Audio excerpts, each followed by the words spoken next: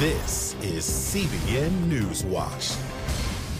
Thanks for joining us for CBN Newswatch. I'm Heather Sells. It has been 1 week since President Trump ordered U.S. forces out of northern Syria, which some say is effectively abandoning America's allies on the battlefield in the fight against ISIS.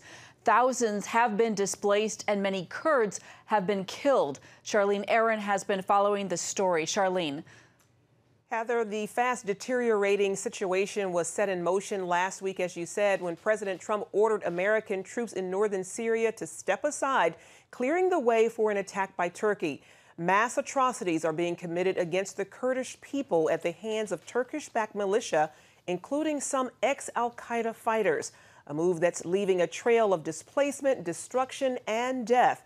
The UN estimates at least 130,000 people have been displaced by the fighting, and hundreds may have been killed. Syria's Kurds say Syrian government forces agree to help them fend off Turkey's invasion, a major shift in alliances. The shift could lead to clashes between Turkey and Syria and raises the chances of ISIS resurging.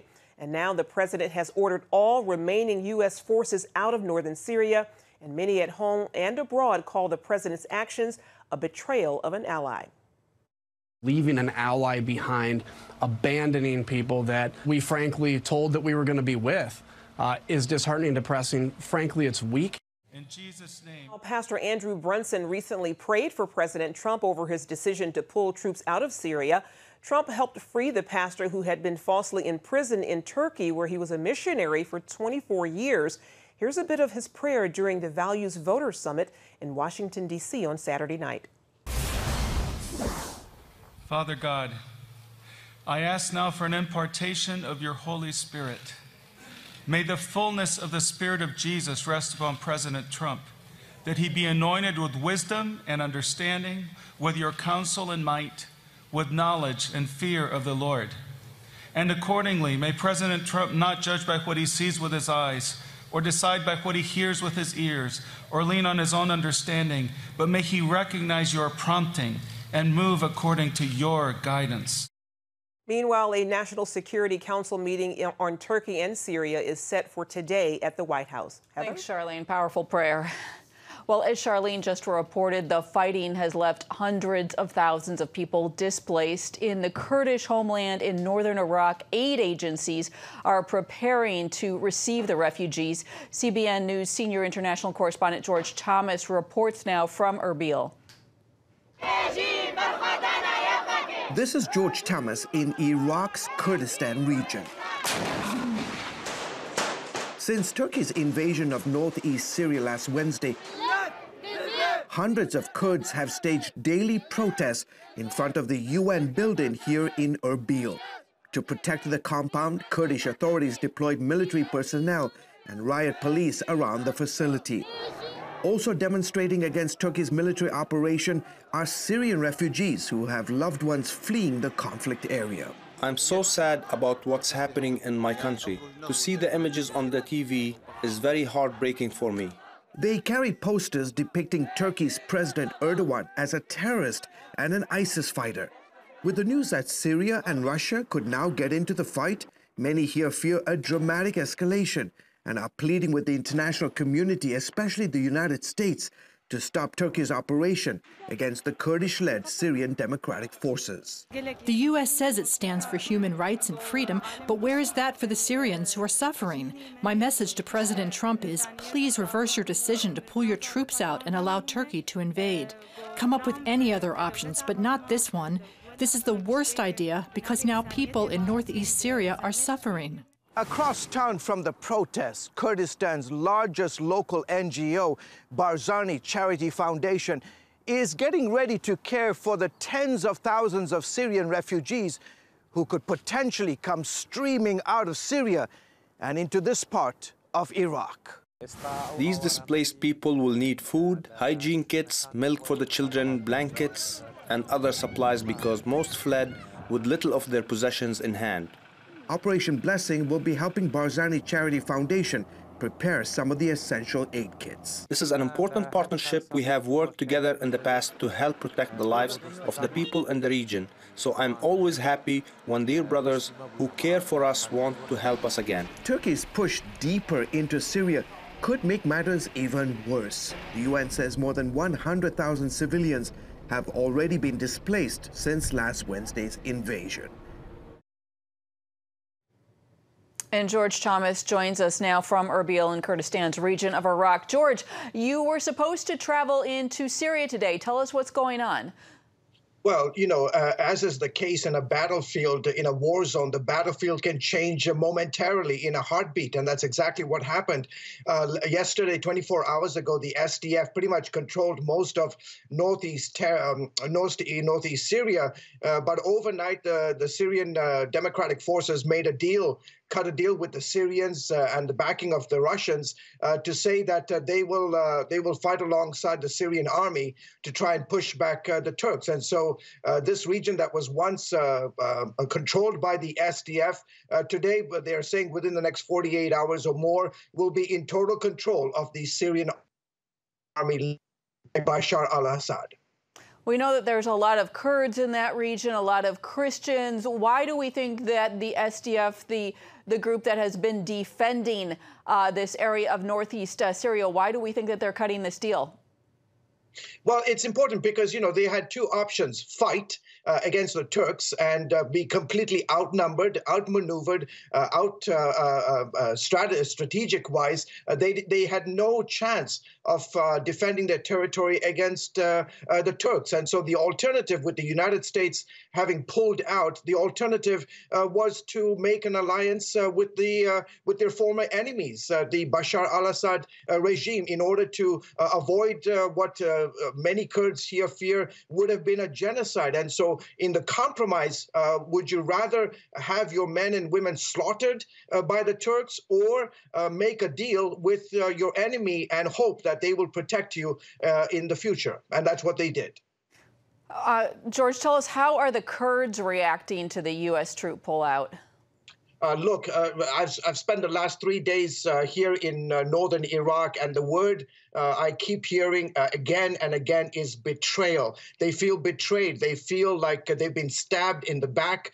Keep in mind the Syrian SDF and the YPG, they were key allies in the United States fight against ISIS. The SDF, the YPG, lost close to about 11,000 of its men and women defending the territory, defeating, pushing back ISIS. And now that the United States has pulled back, in essence, they feel like the United States used them for when they needed, and now they have dropped them like a bad habit. And I tell you what, Syrians, I was talking to Syrians today, and they said the only friends they have ever known are the mountains that surround this part of the region. The mountains are their closest friends, and they know now the United States has once again turned its back on this reliable partner in the region, and the repercussions are huge. Keep in mind, this particular area of northeast Syria was under the control of the SDF since 2012. This is the first time that Bashar al-Assad's forces have entered this region, and since 2012, they have managed, the SDF, the Kurdish militia, have managed to create a modicum of peace. There was democratic freedoms, there was human rights, religious freedom. And today, all of that within a week. Last week was when the Turks invaded this region. In matter of a week, the entire landscape has changed, and who knows what's going to happen in the days, weeks, and months ahead. Well, George, we're just about out of time, but I do want to ask you about all of these refugees coming in. Do you feel like the area where you're in is prepared in any way, shape, or form to receive these tens of thousands of people?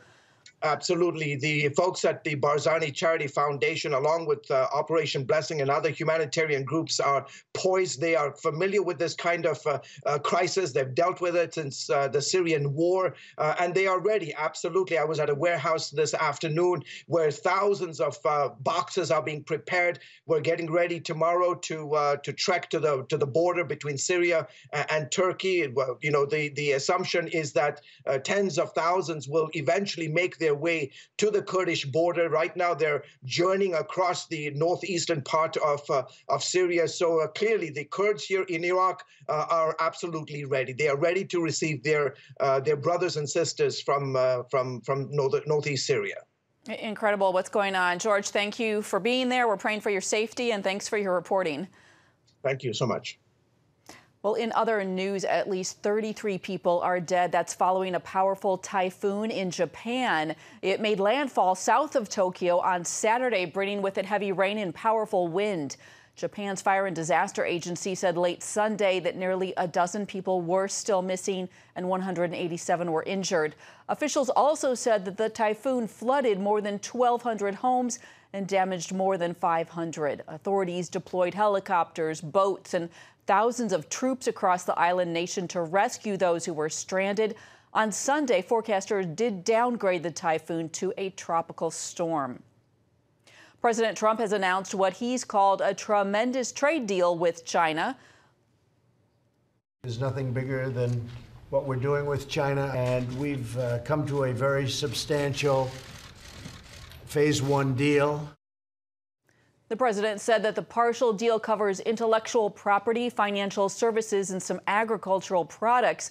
Trump said that China will now make some $40 billion to $50 billion more in agricultural purchases over the next 2 years. In return, the U.S. will not increase tariffs from 25% to 30% on $250 billion of Chinese goods next week, as previously planned.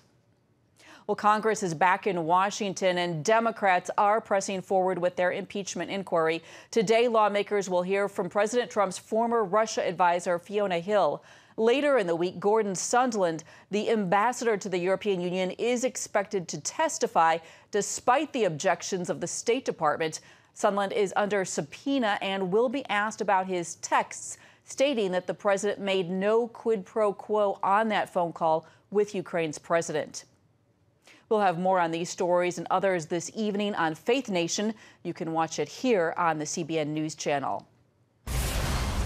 Up next, should the government penalize faith institutions that don't believe in same-sex marriage? Some Democrats say yes, and we'll talk with an expert about what that would look like. But before we go to break, here's a look at what is trending on CBNNews.com.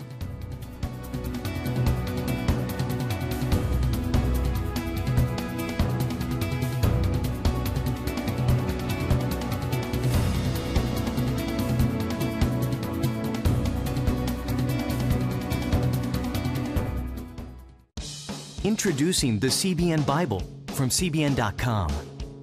Now, an easier way to study the Bible and grow in your faith. Highlight your favorite verse.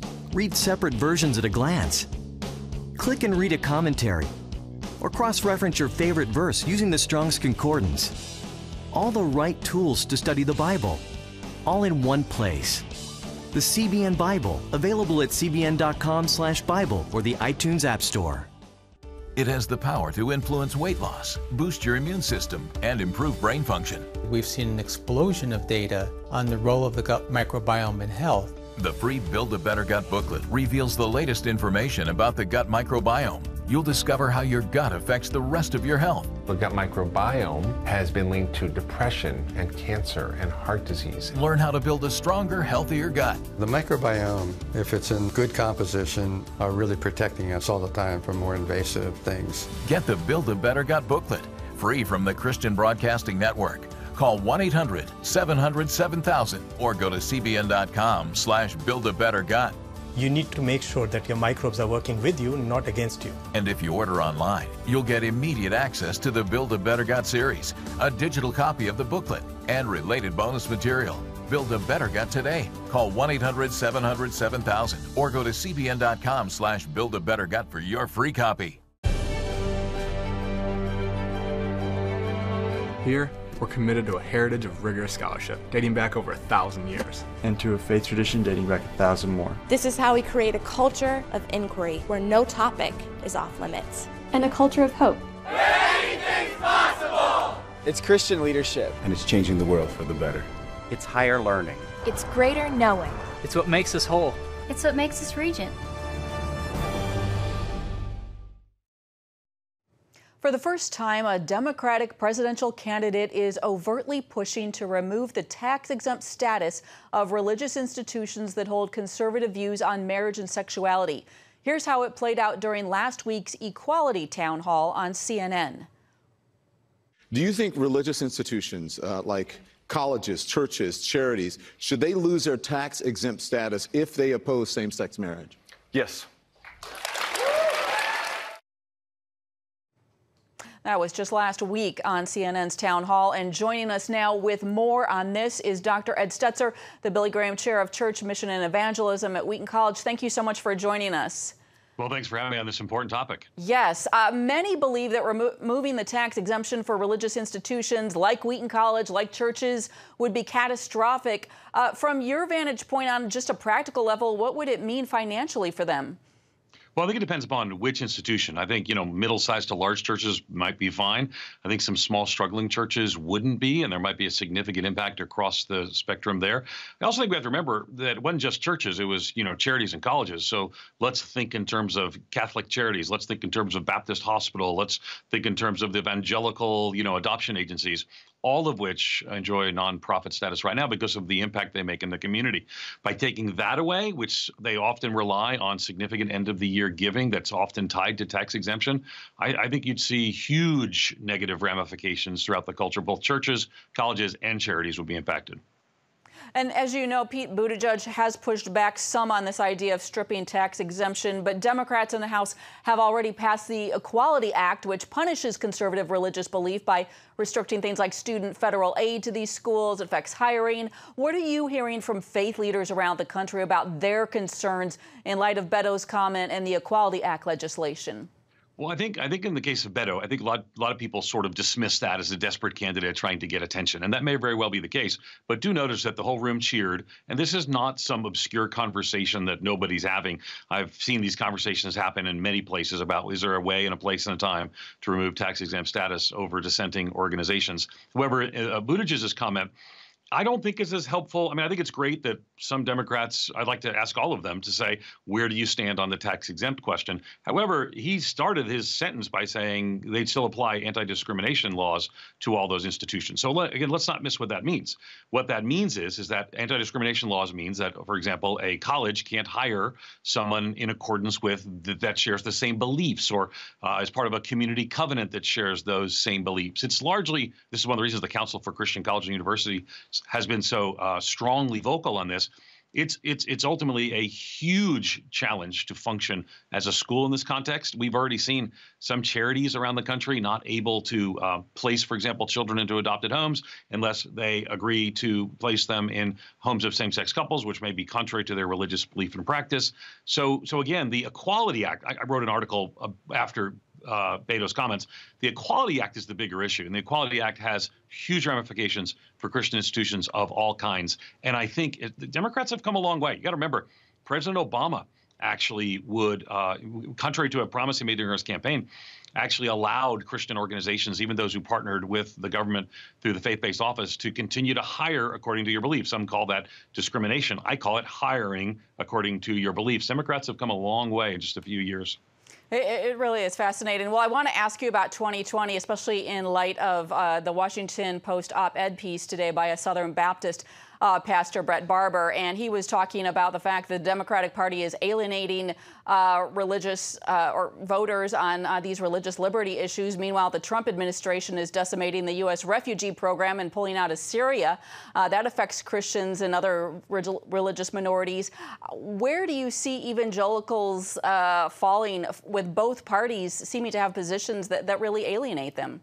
Well, it's hard to predict. I'm not a prophet, not the son of a prophet, and I work at a nonprofit organization, so I got to be careful with my predictions.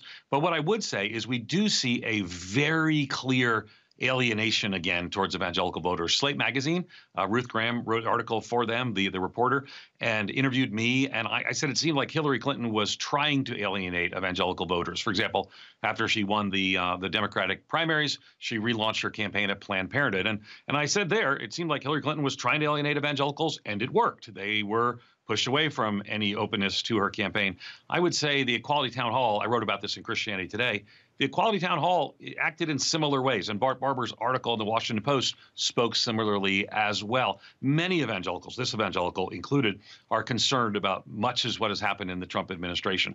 However, you watch something like the Equality Town Hall, you watch something like the Equality Act, you listen, for example, to the Democratic position on abortion, where the U.S. is now just one of 7 countries. By the way, Washington Post fact checker confirms this, one of just 7 countries with China and North Korea with such radical abortion laws. It's very different and very, very difficult for many evangelicals to say, well, in the midst of that, you know, I'll just vote for the Democratic Party. Fascinating I think election. We are out of time. I am so sorry, but Ed Stetzer, thank you for your time.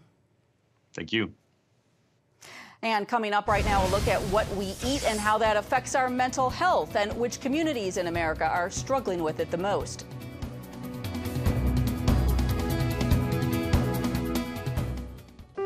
Life. It's meant to be lived fully. Jesus said it. I came to give you life. Life to the fullest. Life in your family. Life in your finances. Life in your body, mind, and spirit. Life in your everyday. At CBN.com, we're taking what Jesus said seriously. We're here to help you discover life. Life. Live it fully. CBN.com. Want to be a part of a community that inspires your spiritual growth while winning prizes? The all-new CBN App. Connect with the community for prayer and encouragement. Track and set spiritual goals. Enjoy conversation starters with friends and family. And collect points to win prizes. The all-new CBN App. A great place to belong. Download the app at cbn.com/mobile. Grow, connect, have fun. The all-new CBN App. Watch breaking news, in-depth exclusive stories and programs, from health to entertainment you won't find anywhere else. The CBN News Channel, a perspective you can trust. Enjoy credible news reporting from around the world. Discover inspiring programs and stories of hope, all in one place from a Christian perspective. The CBN News Channel, a perspective you can trust. Check your local listings or visit cbnnewschannel.com. Come home to the sounds of Southern Gospel from CBN Radio. You'll enjoy a rich Southern blend of bluegrass, classic gospel, and Southern gospel favorites like the Gaithers, the Crab Family, and bluegrass sounds like Mountain Faith. So make yourself at home with the all-new CBN Southern Gospel, now available at cbnradio.com.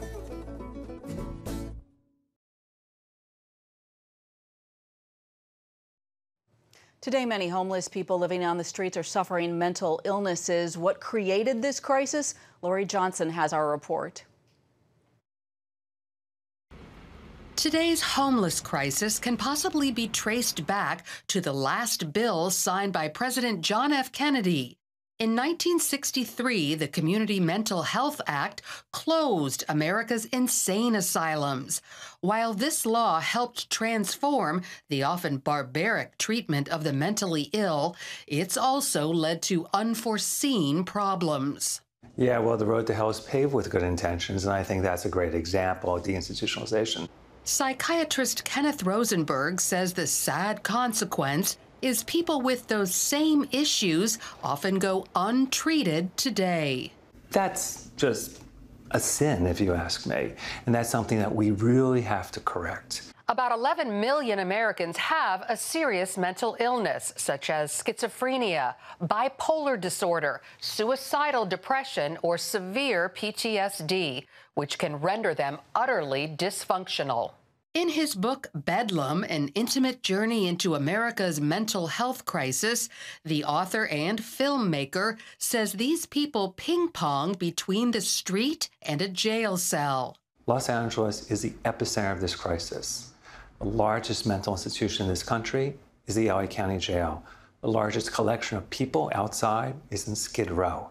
Skid Row is kind of like a day hospital, if you will, for people with serious mental illness. Add to this equation an estimated 8 out of 10 people living on the streets struggle with addiction.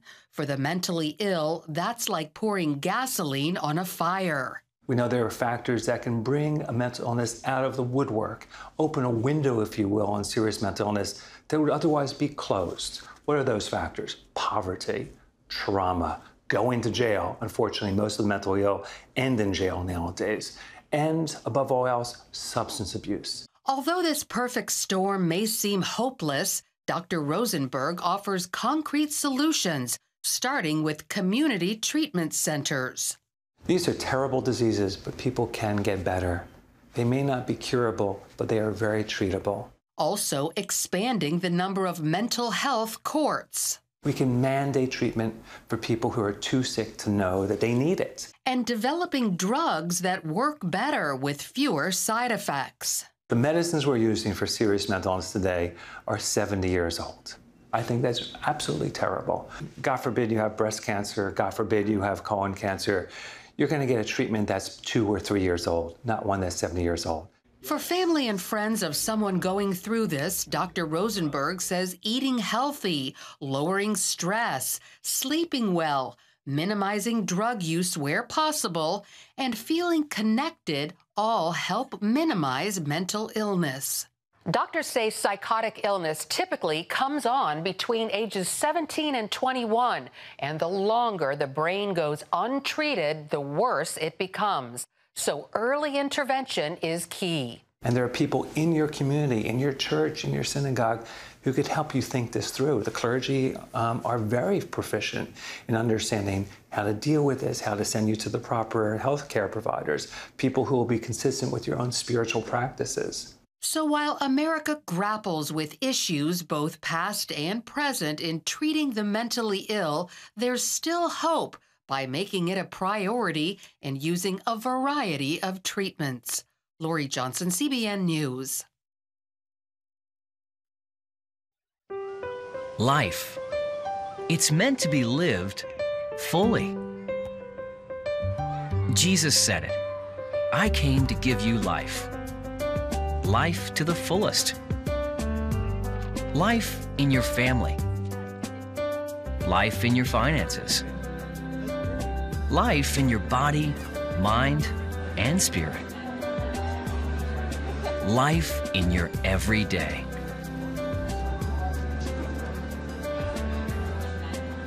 At CBN.com, we're taking what Jesus said seriously. We're here to help you discover life. Life. Live it fully. CBN.com.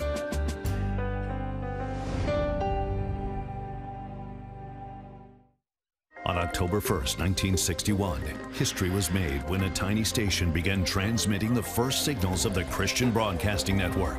CBN, the Christian Broadcasting Network. And now, a new era has begun with the all-new CBN News Channel. Just moments ago, the Iron Dome intercepted an incoming rocket right on the Gaza border. Administering in this area, spiritual warfare is definitely involved. A 24/7 news network, bringing you the news you want from a source you can trust. In Kenya, 40% of the medical services are actually provided by these Christian hospitals. Let's talk about the economy. Believers here are joining together to win people to Jesus Christ. All your favorite shows now in one place. Go to CBNNewsChannel.com to find out how to get the CBN News Channel on your TV all day, every day. CBN News. And that's it for this edition of CBN Newswatch. We hope you have a great day.